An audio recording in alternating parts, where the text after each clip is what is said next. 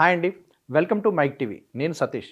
విద్య, ఉద్యోగం, current affairs, information ఇవన్నీ కూడా తెలుసుకుంటా ఉన్నాం కదా.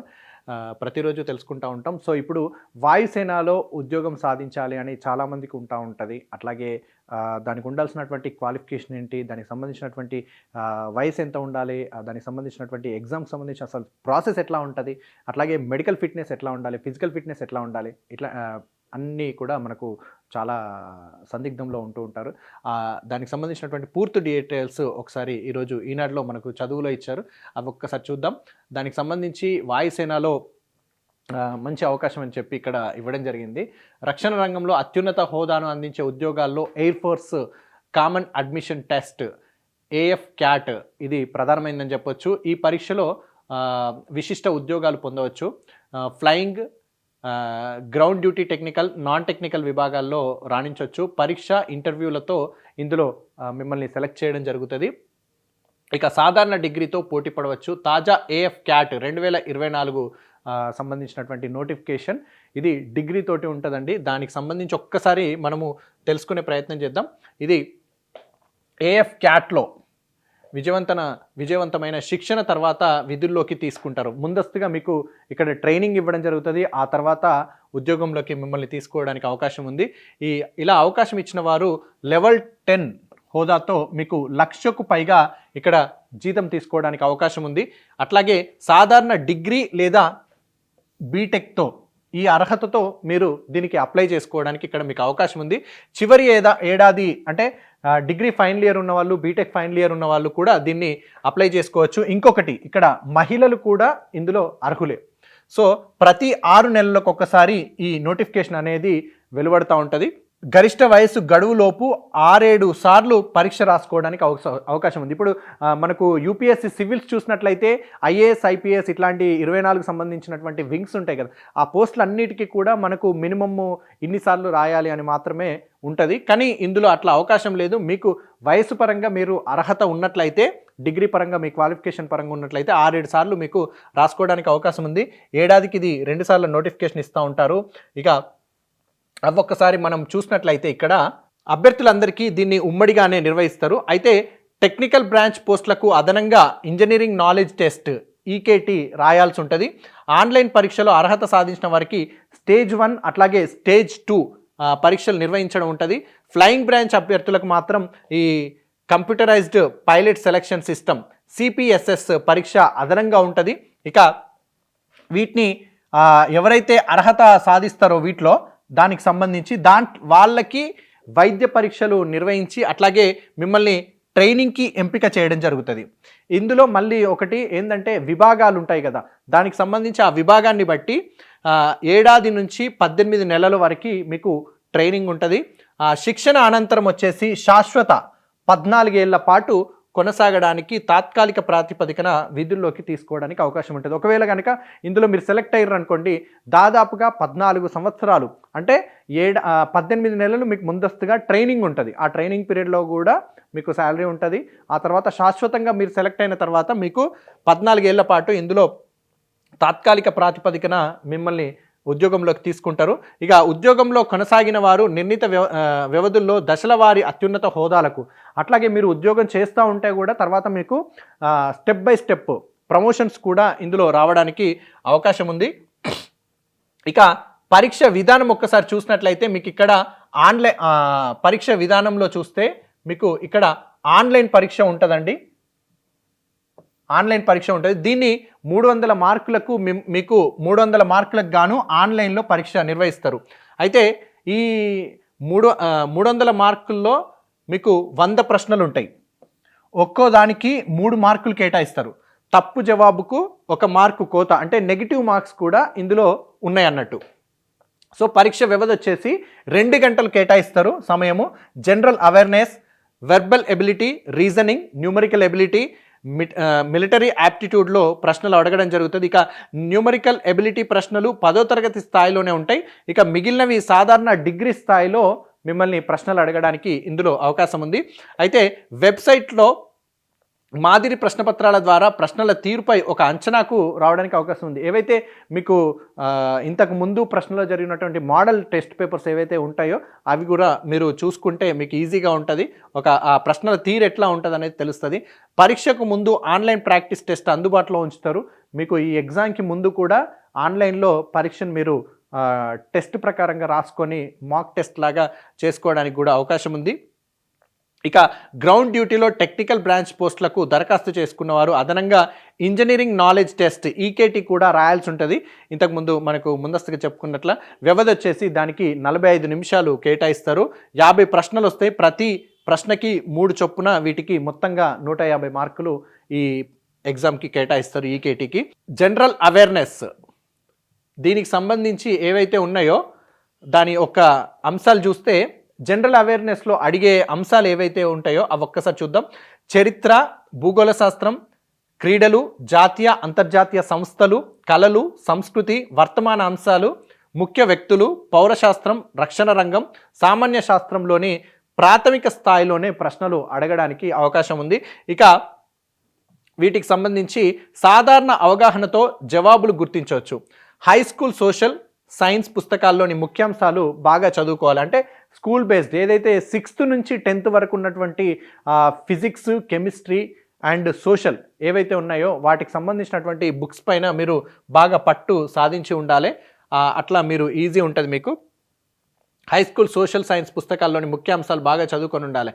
వర్తమాన అంశాల్లో భాగంగా నియామకాలు, అవార్డులు, క్రీడలు, ఎన్నికల ఫలితాలు, పుస్తకాలు, రచయితలు, రక్షణ రంగంలోని తాజా పరిణామాలపై ప్రశ్నలు రావచ్చు.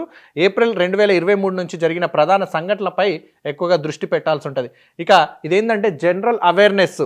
ఇప్పుడు ఎగ్జాంపుల్ చూసినట్లయితే పద్మ అవార్డ్స్ కానీ, ఫిల్మ్ అవార్డ్స్ కానీ, లేకపోతే ఈ పోలీస్ అవార్డ్స్ కానీ, లేకపోతే రక్షణ రంగంలో ఉన్నటువంటి జనరల్గా ఇన్ని స్టార్స్ ఉండేది ఉంటే ఏ గ్రేడ్ అంటారు, లేకపోతే అవార్డ్స్కి సంబంధించినటువంటి స్టార్స్ ఉన్నట్లయితే అంటే ఆ పోస్టులు ఎట్లా ఉంటాయి ఏంటి అనేది మినిమమ్ మనకు నాలెడ్జ్ అనేది కలిగి ఉండాలి. లేకపోతే రచయితలకు సంబంధించి ఇప్పుడు సాహిత్య అకాడమీ ఇచ్చినటువంటి అవార్డ్స్ కానీ, లేకపోతే ఇతరత్ర కేంద్ర స్థాయిలో ఇచ్చినటువంటి ఏవైతే అవార్డ్స్ ఉంటాయో వాటికి సంబంధించినటువంటివి కూడా మీకు అవగాహన కలిగి ఉండాలి. ముఖ్యంగా రక్షణ రంగంలో ఏవైతే ఉంటాయో అవైతే ప్రతిదీ ఈచ్ అండ్ ఎవ్రీథింగ్ హైలార్కీ ఏదైతే ఉంటుందో అవి కూడా మీకు ఖచ్చితంగా తెలుసుకొని ఉండాలి. ఇక ఇంగ్లీష్ చూసినట్లయితే ఇంగ్లీష్ పరంగా ఇందులో ఇంగ్లీష్కి వస్తే మేజర్గా comprehension, error detection, sentence completion, synonyms, antonyms, జాతీయాలు, సామెతలు, ఖాళీలు పూరించడం, ఒకాబులరీ నుంచి ప్రశ్నలు అడగడం జరుగుతుంది. ఇక ఇంగ్లీషు జనరల్గా మీకు ఏదైతే స్కూల్ బేస్డ్లో ఉన్నటువంటి ఇంగ్లీష్ ఉంటుందో, గ్రామర్ ఉంటుందో అవన్నీ కూడా మీకు ఖచ్చితంగా వచ్చుంటే ఇంగ్లీష్ పైన మంచి మార్క్స్ సాధించడానికి కూడా అవకాశం ఉంది. ఇక అభ్యర్థికి ఆంగ్ల భాషపై ఏ మేరకు అవగాహన ఉందో ఈ ప్రశ్నల ద్వారా వాళ్ళు మిమ్మల్ని ఒక పరిశీలన చేయడానికి అవకాశం ఉంది. ఇక నెక్స్ట్ చూస్తే హై స్కూల్, ఇంటర్మీడియట్ స్థాయి ఆంగ్ల వ్యాకరణ అంశాలు బాగా చదివితే ఎక్కువ మార్కులు పొందడానికి అవకాశం ఉంది. School based 9th, 10th, 8th to 10th అట్లాగే ఇంటర్ బేస్డ్ ఇంగ్లీష్ కూడా మీకు మంచి పట్టుంటే బాగుంటుంది. ఇక న్యూమరికల్ ఎబిలిటీ దీంట్లో చూస్తే సగటు లాభ నష్టాలు, శాతాలు, సూక్ష్మీకరణ, భిన్నాలు, ratio and proportion, simple interest అంశాల్లో ప్రశ్నలు ఉంటాయి. హై స్కూల్ గణిత పాఠ్యపుస్తకాల్లోని ఈ అధ్యాయాలు చదివి మాదిరి ప్రశ్నలు సాధన చేస్తే ఎక్కువ స్కోర్కి అవకాశం ఉంటుంది. ఏదైతే మనకు 6th to 10th మేజర్గా 8th to 10th మ్యాథమెటిక్స్ ఏవైతే ఉంటాయో దానికి సంబంధించినటువంటి అంశాలు మేజర్గా మీరు చూసుకున్నట్లయితే మ్యాథ్స్లో న్యూమరికల్ ఎబిలిటీలో మీరు స్కోర్ చేయడానికి ఎక్కువ అవకాశం ఉంటుంది. రీజనింగ్, మిలిటరీ యాప్టిట్యూడ్ దీనికి సంబంధించినవి కనుక ఒక్కసారి మనకు చూస్తే reasoning, military aptitude, verbal skills, special ability, mental ability అంశాల నుంచి ప్రశ్నలు వస్తాయి. దీనికి సంబంధించి ఇవన్నీ తర్కంతో ముడిపడే అంశం ఉంటాయి. ఇక బాగా ఆలోచించి సమాధానం గుర్తించవచ్చు. పాత ప్రశ్నపత్రాలను ఎక్కువ సాధన చేస్తే ఈ విభాగంలో రాణించడానికి అవకాశం ఉంటుంది. ఏదైతే రీజనింగ్ అండ్ మిలిటరీ యాప్టిట్యూడ్స్ ఉంటాయో వీటికి సంబంధించి మీరు మెంటల్ ఎబిలిటీ అన్నట్టు ప్రతిదీ కూడా ఇది మీరు ఖచ్చితంగా ఎక్కువ ఆలోచించి కరెక్ట్ ఆన్సర్ తెలిస్తేనే దీన్ని ఆలోచించి సమాధానము పెట్టవలసి ఉంటుంది.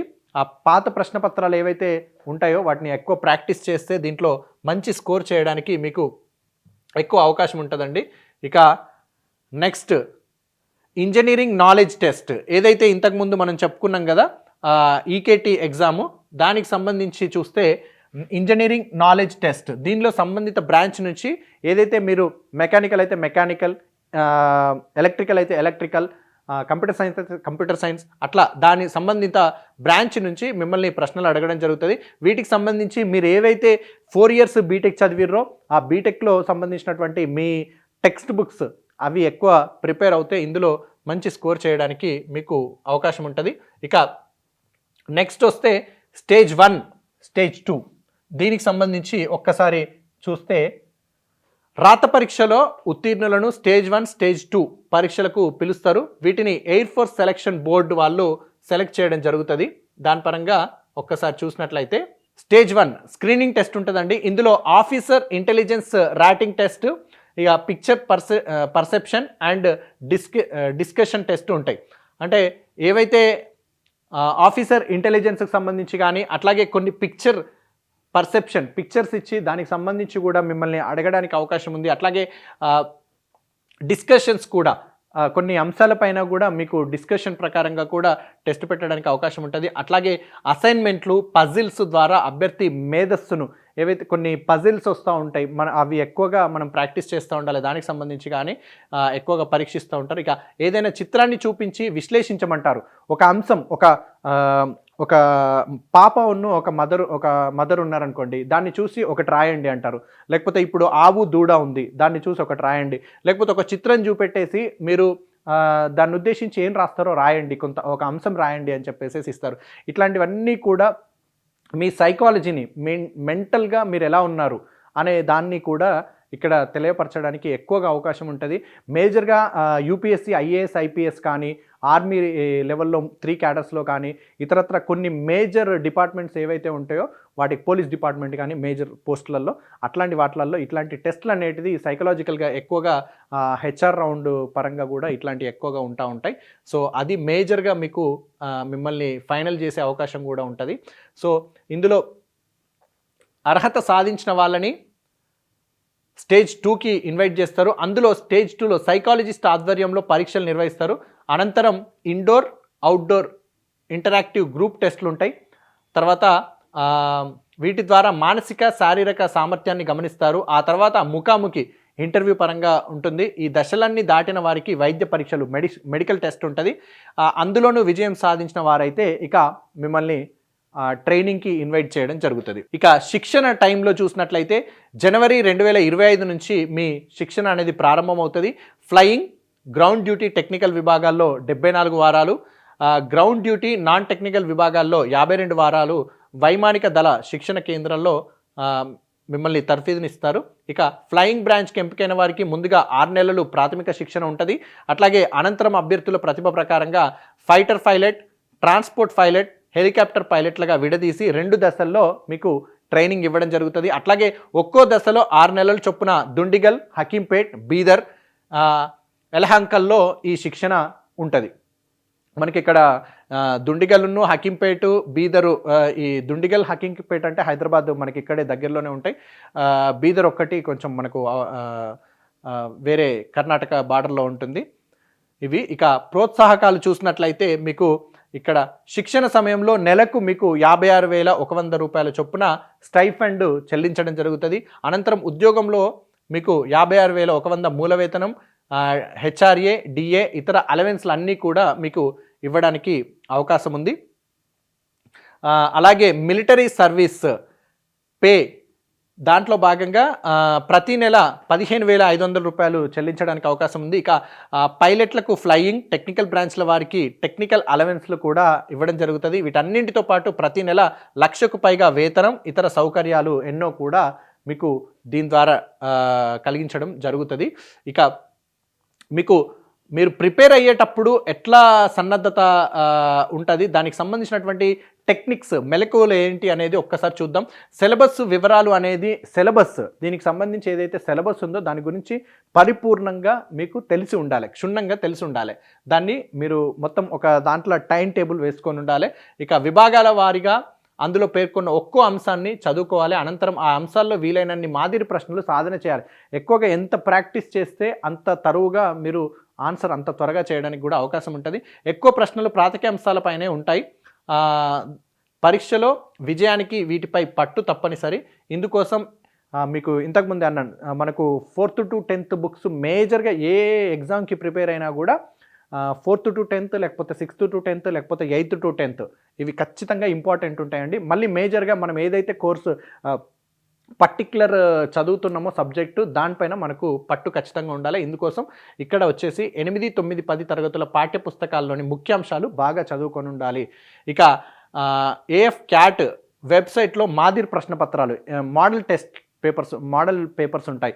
అవన్నీ కూడా ఒకసారి మీరు చూసుకొని వాటిని సమాధానాలు కూడా ఇచ్చారు, వాటిని చదవాలి, వాటిని ప్రాక్టీస్ చేయాలి. వీటితో పాటు పాత ప్రశ్నపత్రాలను క్షుణ్ణంగా అధ్యయనం చేయాలి. వాటి ద్వారా ఏ అంశాలకు ప్రాధాన్యత ఉంటుంది, ఏ ప్రశ్నల సరళి సన్నద్ధ ఎలా ఉంటుంది అనేది తెలుసుకోవాలి, ఆచరించాలి. అంటే ఏ సబ్జెక్టు పరంగా ఏ సంబంధించినటువంటివి ఎన్ని మార్కులు ఇస్తున్నారు, ఎన్ని ప్రశ్నలు ఇస్తున్నారు అనేది మీరు తరువుగా చెక్ చేసుకోవాలి. ఇక పరీక్షకు ముందు మాక్ టెస్ట్ అందుబాటులో ఉంచుతారు. వాళ్ళు కూడా ఏదైతే పరీక్ష మీకు నిర్వహించబోతున్నారో వాళ్ళు కూడా మాక్ టెస్ట్ను ముందుగా ఆ వెబ్సైట్లో పెడతారంట. దాన్ని మనం ప్రాక్టీస్ చేసుకోవాలి, దాన్ని తప్పనిసరిగా రాయాలి. అలాగే కనీసం 6-7 మాక్ టెస్ట్లు రాసి జవాబులు సరిచూసుకొని తప్పులను సమీక్షించుకోవాలి. మీకు మీరుగా ప్రాక్టీస్ చేసుకొని మళ్ళీ ఎన్ని రైట్ అయ్యాయి, ఎన్ని తప్పయ్యాయి అనేది మనం చెక్ చేసుకోవాలి. ఇక యూపీఎస్సీ నిర్వహించే సిడిఎస్సి పాత ప్రశ్నపత్రాలు అధ్యయనంలో ఉపయోగపడతాయి. యూపీఎస్సీ రిలేటెడ్ కూడా సిడిఎస్సి పాత ప్రశ్నపత్రాలు ఇందులో ఉపయోగపడతాయని చెప్తున్నారు. ఇక పరీక్షలో రుణాత్మక మార్కులు ఉన్నందున తెలియని వాటిని వదిలేయాలి. నెగిటివ్ మార్క్స్ ఉన్నాయి కాబట్టి చాలా జాగ్రత్తగా ఖచ్చితంగా తెలిసిన వాటిని మాత్రమే మీరు ఇక్కడ ఆన్సర్ చేస్తే బాగుంటుంది. ఇక ఏ పోస్టులు ఎవరు అర్హులు అనేది ఒక్కసారి చూస్తే ఇందులో మనకు ఖాళీలు అన్ని విభాగాల్లోనూ కలిపి 317 ఖాళీలు ఉన్నాయండి. దాని పరంగా వీటికి ఎన్సీసీ స్పెషల్ ఎంట్రీ పోస్టులు అదనం. ఇప్పుడు నేషనల్ క్యాడెట్ కార్ప్స్ మనకు స్కూల్ లెవెల్లో ఏ గ్రేడ్ సర్టిఫికేట్ ఉంటుంది, అట్లాగే ఇంటర్ లెవెల్లో బి గ్రేడ్ సర్టిఫికేట్ ఉంటుంది, డిగ్రీ లెవెల్లో కూడా బి గ్రేడ్ సర్టిఫికేట్ ఉంటుంది, సి గ్రేడ్ సర్టిఫికేట్ ఉంటుంది.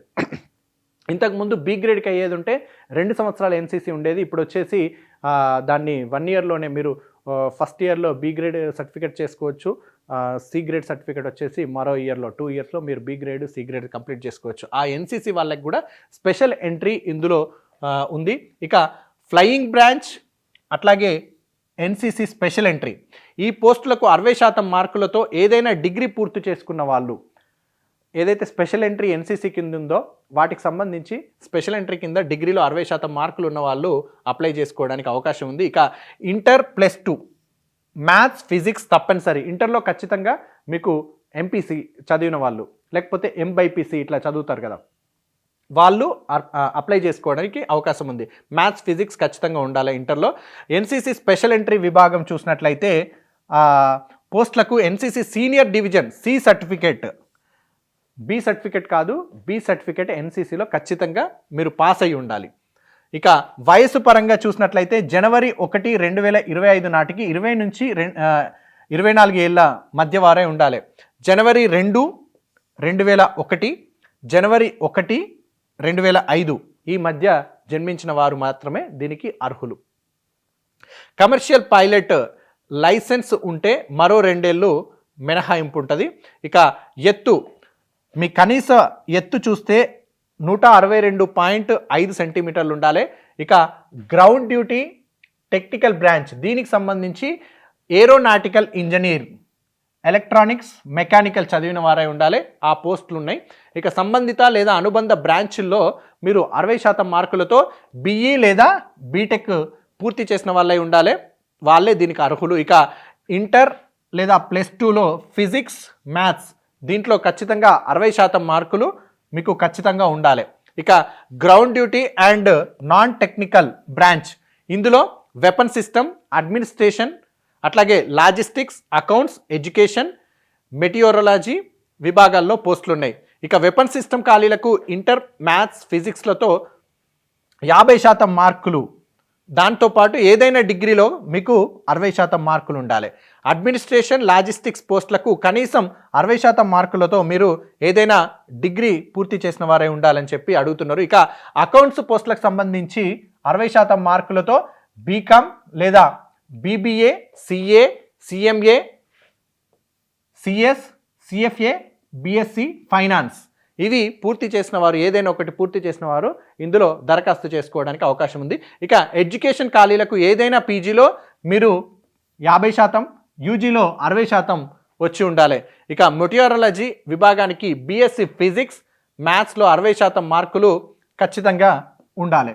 లేదా నిర్దేశించిన బ్రాంచ్లో మీకు 60% మార్కులతో బీటెక్ లేదా బీఈ అవసరం ఉంటుంది. అన్ని విభాగాలకు ఇంటర్మీడియట్ చదవడం తప్పనిసరి. ఇప్పుడు ఎగ్జాంపుల్ చూసినట్లయితే లా చేయాలనుకున్న వాళ్ళు 10th +2 +3 ఇంటర్ డిగ్రీ ఖచ్చితంగా ఉండాలి. అట్లాగే ఇక్కడ కూడా మీరు డిగ్రీకి ముందు ఇంటర్మీడియట్ చేసిన వాళ్ళే ఉండాలి. ఎందుకంటే చాలామంది కూడా డిస్టెన్స్లో 10th కంప్లీట్ చేసిన తర్వాత డిస్టెన్స్లో డైరెక్ట్ డిగ్రీ చేస్తూ ఉంటారు. కాబట్టి వాళ్ళు ఖచ్చితంగా స్పెసిఫిక్గా చెప్పారు ఇంటర్మీడియట్ అనేది తప్పనిసరిగా చదివి ఉండాలని చెప్తున్నారు. ఇక వయసు రీత్యా చూస్తే ground duty technical, non technical పోస్టులకు జనవరి 1, 2025 నాటికి 20 నుంచి 26 ఏళ్ళ మధ్యవారై ఉండాలి. ఇక జనవరి 2, 1999, జనవరి 1, 2025 మధ్య జన్మించిన వారు మాత్రమే దీనికి అర్హులని చెప్తున్నారు. ఇక ఈ 2 పోస్టులకు పురుషులు 157.5 సెంటీమీటర్లు, మహిళలు 152 సెంటీమీటర్ల ఎత్తు తప్పనిసరిగా ఉండాలని చెప్తున్నారు. ఇది మన దీనికి సంబంధించి ఏదైతే మనకు నోటిఫికేషన్ ఉందో అది మీరు ఎవరైనా ఇంట్రెస్ట్ ఉన్న వాళ్ళు, దానికి సంబంధించి వెళ్ళాలనుకున్న వాళ్ళు దీన్ని ఇప్పటి నుంచే వయసు రీత్యా, క్వాలిఫికేషన్ రీత్యా ఖచ్చితంగా మీరు చూసుకొని అప్లై చేసుకోవాల్సి ఉంటుంది. ఎయిర్ ఫోర్స్కి వెళ్ళాలనుకున్న వాళ్ళు ఈ క్వాలిఫికేషన్స్ ఉండి ముందు నుంచే ప్రిపేర్ అవుతే తరోగా సక్సెస్ సాధించవచ్చు.